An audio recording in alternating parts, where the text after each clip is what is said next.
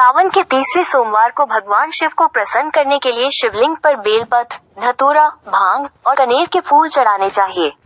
इसके अलावा तीसरे सावन सोमवार को शिवलिंग पर गंगा जल, कच्चा दूध, शहद और दही भी अर्पित किया जाता है। मान्यता है कि ये दिन मनोकामना को पूरी करने के लिए सबसे उत्तम है।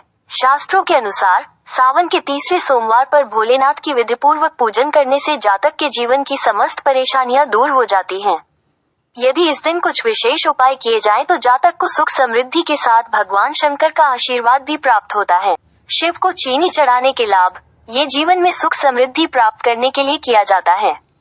ये समृद्धि का प्रतीक भी है और लोग इसे सदाबहार और समृद्ध जीवन के लिए करते हैं। ऐसी मान्यता है कि जो व्यक्ति शिवलिंग पर चीनी से अभिषेक करता है, उसे दरिद्रता से स्थायी मुक्ति मिलती है। हिंदू धर्म में काले तिल को नकारात्मक ऊर्जाओं को अवशोषित करने और पितृदोषों को दूर करने में शक्तिशाली माना जाता है। आत्माओं को मुक्ति देने वाले शिव को इन्हें अर्पित करने से पितृदोषों से मुक्ति मिलती है, कर्म ऋण समाप्त होते हैं और वंश में शांति और समृद्धि आती है। काली मिर्च महाशक्ति की शक्तियों का प्रतीक है। गुरुदेव इसे दिव्य शक्ति प्रदान करने का आशीर्वाद देते हैं। वे इसका उपयोग व्यक्ति की आध्यात्मिक समस्याओं, प्रेत रोग को ठीक करने के लिए करते हैं। इलायची का अर्पण करने से घर में समृद्धि आती है और धन संबंधी परेशानियां दूर होती हैं। यह व्यापार, करियर और नौकरी में सफलता पाने के लिए भी लाभकारी मानी जाती है। शिवलिंग पर इलायची चढ़ाने से नकारात्मक ऊर्जा समाप्त होती है और आर्थिक स्थिति मजबूत होती है। कमल के फूल, कमल के पत्तों से शिव की पूजा करने से दूसरों की आलोचना और दोषारोपण से जुड़े पापों का निवारण होता है।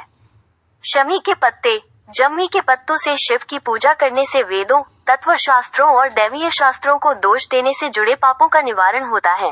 शिवलिंग पर क्यों चढ़ाए पीली सरसों, इसे शिवलिंग में चढ़ाने से वातावरण शुद्ध होता है, साथ ही सकारात्मक ऊर्जा बनी रहती है। ऐसी मान्यता है कि अगर आप नकारात्मक ऊर्जा को कम करना चाहते हैं तो इसके लिए आप इसे शिवलिंग पर चढ़ा सकते हैं। इससे बुरी नजर भी नहीं सकती है। शिवलिंग पर काले तिल चढ़ाने से कुंडली में शनि दोष से मुक्ति मिलती है। इसके साथ ही जीवन में आने वाली नकारात्मकता दूर होने लगती है। हल्दी को भौतिक और पारिवारिक खुशियों का प्रतीक माना जाता है। इसी वजह से शिवलिंग पर हल्दी चढ़ाना उनके आध्यात्मिक व्यक्तित्व के साथ असंगत है। इसके साथ ही भगवान शिव भौतिक संसार से परम वैराग्य का प्रतिनिधित्व करते हैं। शत्रुओं के साथ कर्ज से मिलेगा छुटकारा। यदि आपको शत्रु परेशान कर रहे हैं तो इसके लिए आपको शिवलिंग पर सरसों का तेल चढ़ाना चाहिए। इससे आपके शत्रुओं का नाश होगा। शत्रुओं से मुक्ति पाने के लिए शिवलिंग पर सरसों का तेल चढ़ाना शुभ माना जाता है। ऐसा करने से शत्रुओं का नाश होता है